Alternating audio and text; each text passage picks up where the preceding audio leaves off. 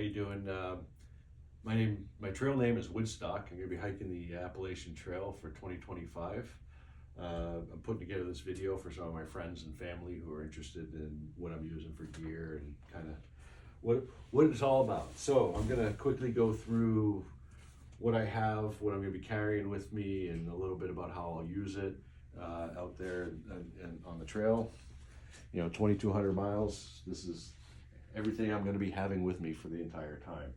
So the big three is kind of your pack system, your sleep system, and your shelter system. So the pack I'm using is a Durston pack. It's a 55-liter pack, and I have a plastic bag in here that I put a lot of my things in to keep that are important and essential to keep dry.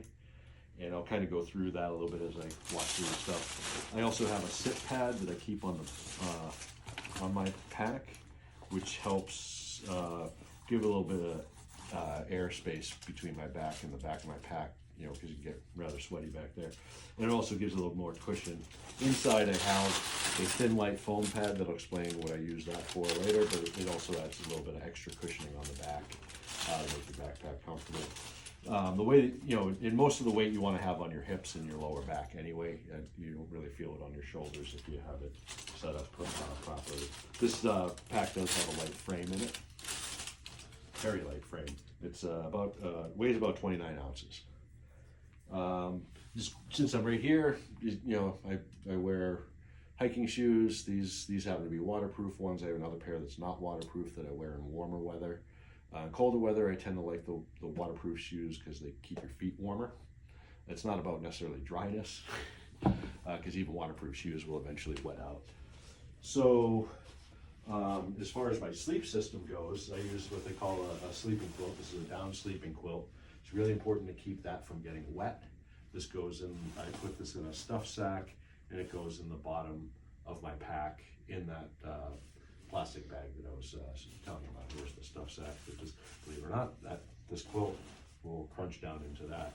Again, it's down, so you don't want it to get wet, because down will not keep you dry or keep it warm when it's wet. So it really needs to be dry. The other part of my sleeping system, that foam pad that I talked about earlier, goes underneath my inflatable pad. This is a R4.4 value to keep the ground from sucking the heat out of your body. And so adding that little thin light foam pad and then putting this on top of that adds maybe another R1 value, which will help keep you a little bit warmer. And it also, the main reason is to keep it from my pad from sliding around on the inside of my tent floor. I also have an inflatable pillow, and then because I'm starting in February and the weather's particularly cold this year, I'm also bringing a fleece liner because my quilt is rated for about 20 degrees Fahrenheit, and so by adding a fleece liner, I can still be comfortable down into the teens, single digits, and so that's why I add that to my kit during the colder weather, and that'll eventually go as my shelter is a Durston tent. It's made out of a material called Dyneema. It's really lightweight. This weighs about 19 ounces. This actually weighs less than my pack, and it's what they call a trekking pole tent. And so I use trekking poles, and these poles double as my tent poles. These will be in my hands all day. They help with balance and things like that when you're walking on uneven terrain and so forth, and climbing mountains, and they help with descents as well. But again, they also double. And if you notice, that a lot of my gear is multi-purpose, so that I don't have to have something that just does one thing, so obviously that helps cut down the amount of gear you have to carry. The other thing I keep in that plastic bag is a dry base layer with an extra pair of socks. I also have a balaclava that I use to sleep in because my hat falls off at night. So, and I'm not exactly somebody who has a lot of insulation up top. So having the balaclava at night can really help keep me warm when I'm sleeping. It doesn't fall off my head like my knit hat does. The other things that I have as far as, so that's all stuff that will go in my bag and stay in my bag, along with, I have a synthetic puffy. I typically only wear this in the evening after I've been hiking all day, because usually stay pretty warm, and I'll get into my layering system that I use during the day, but this also goes in that dry bag with the rest of everything else. So given that, I'll kind of go to what everything else is going to be on the outside of my pack for the most part and accessible. So I'll kind of go through those things now. So along with, you know, I obviously carry some gloves. I have a merino wool liner glove with a fleece outer. Sometimes I just wear the liners. It depends how cold it is, but I have the option of layering my gloves. I have a knit hat that I wear. A lot of times I'll wear that just right over this hat. This is a buff, and this can be used for lots of different things. You can put it around your neck, you can put it around your head, you can wear it. You know, sometimes, like in the hotter weather, sometimes I'll wear this because it lets a little bit more heat out. Or, you know, you can kind of put it over your head and then put your hat over, and it gives you a nice wind coverage or whatever. So it's a really versatile piece of clothing that you can do a lot with. Now I'll kind of go through my water filtration system real quick. This is what they call a squeeze filter. So I have this bag that I'll put water in, the filter attaches to there, and then I typically squeeze it into something like a smart water bottle like this. And I also have it so if I want to do a gravity filtering, I can hook this little connector on. It connects the bottle to the filter, and the filter's connected to that, and I can just hang my bag in a tree and it'll filter the water. And I typically do that when I'm at camp. When I'm, you know, during the day, when I'm getting water in a stream, I'll just squeeze the bag, squeeze the water through, and fill the bottle directly. All right, what else do I got here? Oh, and this little sports cap, this is used for back flushing the filter if you need to, if it starts getting clogged, because they do sometimes get clogged. And I've got an extra bottle cap in case I need it, because bottle caps do get lost a lot. I have a ditty bag that's full of, like, you know, I've got different first aid stuff in here, patch kits for my stuff for blisters, some aspirin. I use chewable toothpaste tabs, you know, my toothbrush, got a pen in here. This is where I usually keep my spoons for eating. And then I've got an AT passport. You can get stamps in different locations along the trail. And then I keep a little notebook to just write down random thoughts or whatever during the day. My electronics kit, this is a 10,000 milliamp charger, very nice and lightweight. You know, I get some cables, something to charge that with. I carry a Garmin GPS unit with a SOS function on it. You know, it's good to be safe out there. You never know when you run into emergency. If you hit that SOS button, you know, they can locate you, so forth.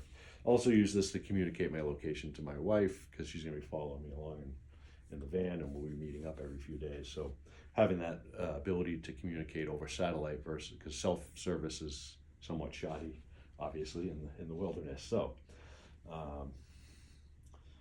on that note, I'll kind of move on to some of the other stuff I have. I have some hand soap. It's really important to bring soap and not just hand cleaner, because things like norovirus can be common on the trail. And soap is you need soap to kill norovirus, not hand cleaners with alcohol, because that won't. So having a little bit of soap. This is an unscented soap, because I certainly don't want to use a mint or things like that. That attracts certain types of animals, as you can imagine. The other thing I carry is, even this time of year, I'm going to be starting here in February, but I carry sunscreen because you are very exposed. There's no leaves on the trees. You know, I'm a very fair-skinned person, get sunburned easily. So I usually wear sunscreen in the wintertime, at least on my face, since I'm exposed to the sun most of the time. I have some repellent as well. This is for ticks and mosquitoes. Ticks are a real concern on the trail. It's probably actually your biggest threat, more so than bears or snakes, or, you know, maybe the only other threat that would be more than those things would maybe be people, but most of the people are really good that I've met. Anyway, moving on, talk a little bit about my cook system. So I have a titanium pot, use an isobutane canister. This is just 100 gram. I usually get about 10 days out of these, 7 to 10 days. The little butane stove that screws right onto the top of that. I have a cup. This is really, I use this more for measuring water. Sometimes I drink coffee out of it. A lot of times I drink coffee out of that pot. I tend to make my meals in this container. I'll pour the hot water over my freeze-dried, whatever it might be. Let that soak, and then I'll make a cup of coffee or tea to have with dinner in the pot. Some other things that I carry, like this is an extra mid layer that I carry. I have a waterproof bag that goes in, and that goes right on the top of my pack and straps down. And anything else I need to throw in a dry bag during the day, I have something at least on the outside of my pack I can do that with. Some other clothing gear I carry. This is a wind and rain jacket. It's a Gore-Tex shell, and I carry some rain pants, which are also good for protecting against the wind. I don't normally carry these in warmer weather. But given how cold it's going to be and some high winds and things like that, it's good to have wind protection on your legs as it can get rather chilly. And then of course this wind and water. And so as far as my clothing for the day, this is stuff I wear. It's not in my pack. I wear a lightweight wool base layer t-shirt, typically with a half zip, synthetic half zip over it. My bottom layers, I wear a pair of running shorts underneath a pair of long pants.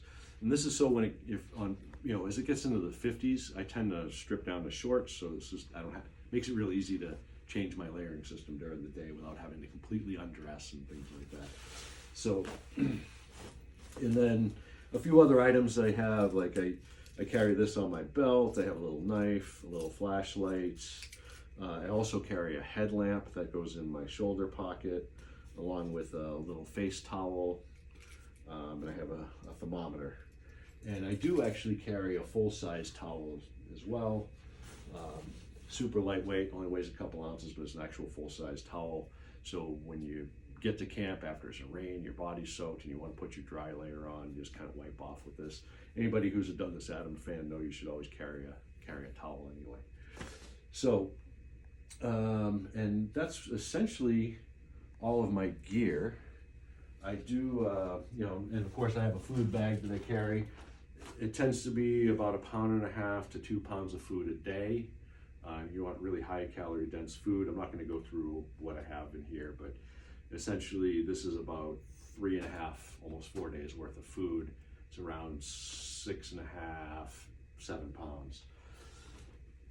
And then you usually carry, as I showed earlier, I carry my water in smart water bottles, so that, because they're nice containers, easy to reusable, so forth.